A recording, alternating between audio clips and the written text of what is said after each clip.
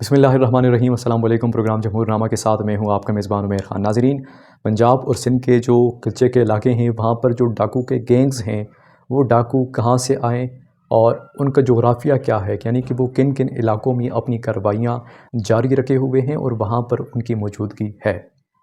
इसके अलावा उनका तरीक़ा वारदात क्या है और उनकी कार्रवाइयाँ क्या हैं, वो किस तरह लोगों को अपने चुंगल में फंसाते हैं और उसके बदले में लोगों से डिमांड क्या करते हैं, लोगों को ये रगमाल बना के उनसे क्या क्या डिमांड्स करते हैं और उसका नतीजा क्या होता है। उनके पास असलहा कितना है और वो कहाँ से आता है, और सबसे बड़ी बात कि उनकी जो सालाना आमदन है वो इतनी है कि आप जानकर हैरान रह जाएंगे। इसके अलावा उनके ख़िलाफ़ मुख्तलिफ़ ऑपरेशंस भी किए पुलिस ने, कई बार किए हैं पंजाब की पुलिस ने और सिंध की पुलिस ने, लेकिन उनको कामयाबी क्यों नहीं हुई और इन डाकुओं के पसे पर्दा यानी कि इनके पीछे कौन है और इनको सपोर्ट कौन करता है। सबसे पहले जहाँ पर ये इनकी मौजूदगी है उस पर बात करते हैं कि ये पंजाब और सिंध के किन किन इलाकों में मौजूद हैं। पंजाब और सिंध का जो दरियाई पट्टी है, दरियाई पट्टी वहाँ पर जो कंदकोट सिंध में, राजनपुर पंजाब में और कशमूर सिंध में ये जो इलाके हैं, इन इलाकों में ये मौजूद हैं और ये वहाँ से अपनी कार्रवाइयाँ करते हैं। अब सवाल ये उठता है कि डाकू कहाँ से आए।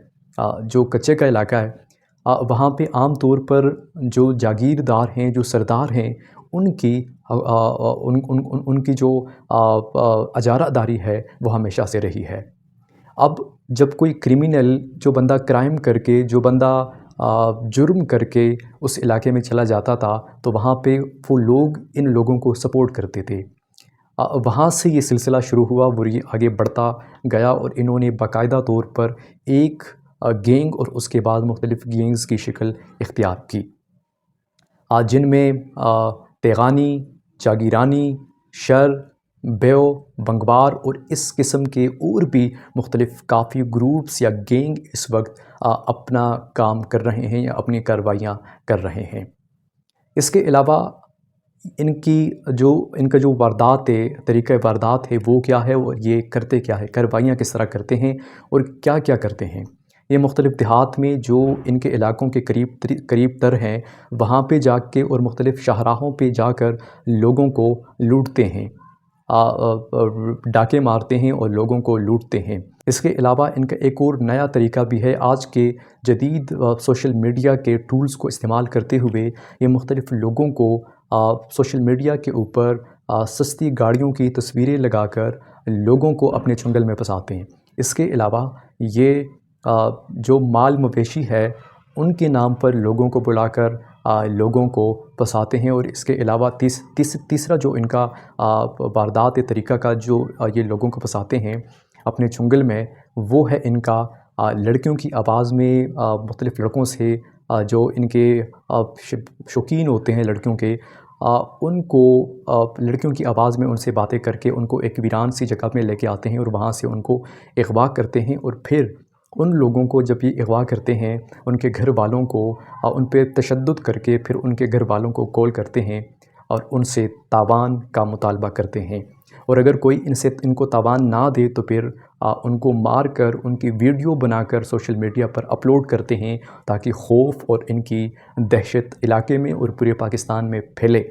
और इसके अलावा इनके पास जो असलहा है वो जदीद तरीन है, यहाँ तक कि पंजाब और सिंध के पुलिस के पास भी उस तरह का असलहा नहीं है। और अगर हम इनकी कमाई की बात करें, एनुअल इनकी जो इनकम है इन वारदात से जो इनको हासिल होती है तो वो 1 अरब रुपया है। गुज़िश्ता कुछ अरसा पहले इस पर एक रिपोर्ट सामने आई थी और वो ये थी कि इनकी सालाना आमदन 1 अरब रुपया है। और 2022 में इन्होंने 300 लोगों को अगवा किया था और यही जो इनकी तादाद थी वो 2023 में 400 लोगों तक जा पहुंची। अब इससे एक अंदाज़ा आप ये भी लगा सकते हैं कि 1 साल पहले 300 लोगों को इन्होंने अगवा किया और 1 साल के बाद इन्होंने 400 लोगों को अगवा किया। अब ये इस बात की अक्कासी करता है कि इन डाकुओं का जो इनकी गिरफ्त है उन इलाकों पर और पूरे पाकिस्तान से जो लोगों को अगवा करते हैं उस पर मज़ीद मज़बूत होती जा रही है। और ये पाकिस्तान के लिए और पाकिस्तान के आम लोगों के लिए और हुकूमत के लिए भी एक ख़तरा बन चुके हैं। اگر یہ گینگ مختلف گینگز اس طرح کی کارروائیاں کر رہے ہیں تو یہ بات ذہن میں آتی ہے کہ کیسے حکومت کے سپورٹ کے بغیر یا کسی شخصیت کے سپورٹ کے بغیر، طاقتور شخصیت کے سپورٹ کے بغیر یہ کیسے اپنی کارروائیاں جاری رکھ سکتے ہیں۔ یقیناً ان کے پیچھے جاگیردار، سرمایہ دار یا اس طرح کے جو بڑے بڑے کرائمز میں ملوث جو لوگ ہیں وہ ان کی سپورٹ کر رہے ہیں۔ آج تک کے لیے اتنا ہی۔ عمیر خان کو اجازت دیجیے۔ اللہ نگہبان۔